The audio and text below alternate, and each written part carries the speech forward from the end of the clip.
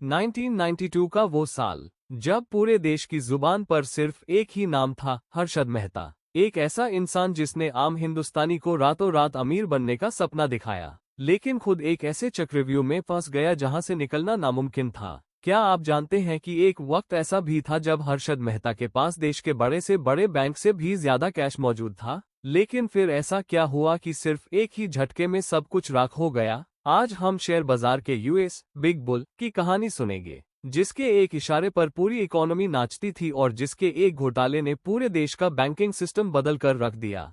हर्षद मेहता की शुरुआत किसी अमीर खानदान में नहीं हुई थी। उनका बचपन मुंबई के एक छोटे से घर में बीता और उनकी शुरुआती जिंदगी काफी संघर्ष भरी रही। करियर की शुरुआत उन्होंने एक इंश्योरेंस कंपनी में नौकरी करके की, लेकिन उनका दिल तो कहीं और ही लगा था। वो हर रोज शेयर बाजार की हलचल को देखते और सोचते कि कैसे ये लोग इतनी तेजी से पैसा कमाते हैं। उन्हें समझ आ गया था कि अगर अमीर बनना है तो सिर्फ मेहनत नहीं, बल्कि बाजार की रागों को समझना होगा। 1980 के दशक में हर्षद ने शेयर बाजार में कदम रखा। वो एक मामूली ब्रोकर की तरह काम करते थे, लेकिन उनका दिमाग किसी कंप्यूटर से कम नहीं था। उनका स्टाइल सबसे अलग था। वो अन स्टॉक्स में पैसा लगाते थे जिन्हें कोई पूछता तक नहीं था। उनका एक ही मंत्र था, अगर आप सही वक्त पर सही जगह पैसा लगाएं, तो मिट्टी भी सोना बन सकती है। और उन्होंने करके दिखाया। एसोसिएटेड सीमेंट कंपनीज यानी एसीसी के शेयर्स में उन्होंने इतना पैसा झोंक दिया कि उसकी कीमत कुछ ही महीनों में 200 रुपये से बढ़कर सीधे 9000 रुपये तक पहुंच गई। पूरा देश हैरान था कि ये जादूगर है या कोई ठग। लेकिन असली सवाल ये था कि इतना पैसा कहां से रहा था। उस दौर में शेयर बाजार में इतना कैश किसी के पास नहीं होता था। यहाँ हर्षद ने एक ऐसा रास्ता ढूंढा जो बैंकिंग सिस्टम की सबसे बड़ी कमजोरी थी।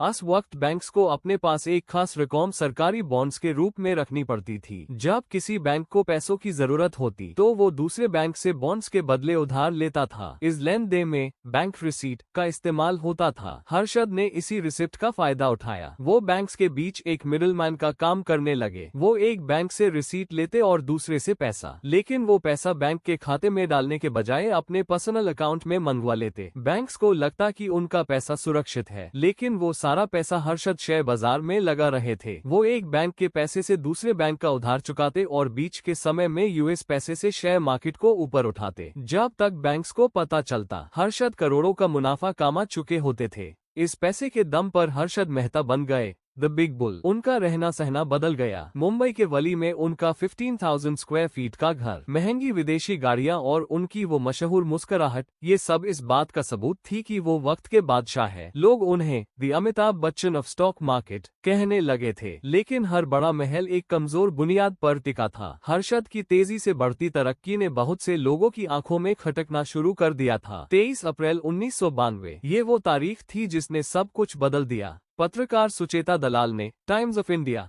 में एक रिपोर्ट छपी। इस रिपोर्ट में बताया गया कि कैसे हर्षद मेहता ने स्टेट बैंक ऑफ इंडिया के साथ 500 करोड़ रुपए का धोखा किया है। जैसे ही ये खबर आई, मार्केट में हाहाकार मच गया। जो लोग हर्षद के कहने पर पैसा लगा रहे थे, वो अब अपनी जान बचाकर भागने लगे। बैंक्स ने अपने पैसे वापस मांगे, लेकिन तब तक बहुत देर हो चुकी थी। इन्वेस्टिगेशन शुरू हुई तो पता चला कि ये सिर्फ 500 करोड़ का मामला नहीं था, बल्कि ये घोटाला तकरीबन 4000 करोड़ रुपए का था। हर्षद मेहता को गिरफ्तार कर लिया गया, लेकिन कहानी यहाँ खत्म नहीं हुई। जेल से बाहर आने के बाद हर्षद ने एक प्रेस कॉन्फ्रेंस बुलाई और पूरे देश को एक ऐसा झटका दिया जिसकी किसी ने कल्पना नहीं की थी। उन्होंने दावा किया कि उन्होंने उस वक्त के प्रधानमंत्री को एक सूटकेस में 1 करोड़ रुपए की रिश्वत दी थी ताकि वो बच सके। इस दवा ने देश की सियासत में आग लगा दी। अगले कई सालों तक हर्षद मेहता कोर्ट और कानून के चक्कर काटते रहे। उन पर 70 से ज्यादा क्रिमिनल केसेस दर्ज हुए। उनकी सारी प्रॉपर्टी, उनकी गाड़ियां और उनका रुतबा सब छीन चुका था। जो लोग कभी उनके पीछे भागते थे, उन्होंने पीठ फेर ली थी। 2001 की एक ठंडी रात, थाने की जेल में हर्षद को सीने में दर्द हुआ। उन्हें हॉस्पिटल ले जाया गया, लेकिन वहां उनकी मौत हो गई। हर्षद मेहता चले गए, लेकिन वो पीछे छोड़ गए एक ऐसा सिस्टम जो पहले से ज्यादा सख्त था। उनके जाने के बाद हाई सेबी जैसे इंस्टीट्यूशंस को ज्यादा पावर्स दी गई ताकि कोई दूसरा हर्षद पैदा न हो सके। हर्षद मेहता की कहानी सिर्फ अमीर बनने की कहानी नहीं है। ये कहानी है उस लालच की जो इंसान को आसमान तक ले जाती है और फिर वहीं से जमीन पर दे मारती है। वो एक ऐसे खिलाड़ी थे जिन्होंने खेल तो बड़ा खेला, लेकिन नियम तोड़ दिए। आज भी जब शेयर बाजार में बड़ी तेजी आती है, तो पुराने लोग दबी जुबान में एक ही नाम लेते हैं, द बिग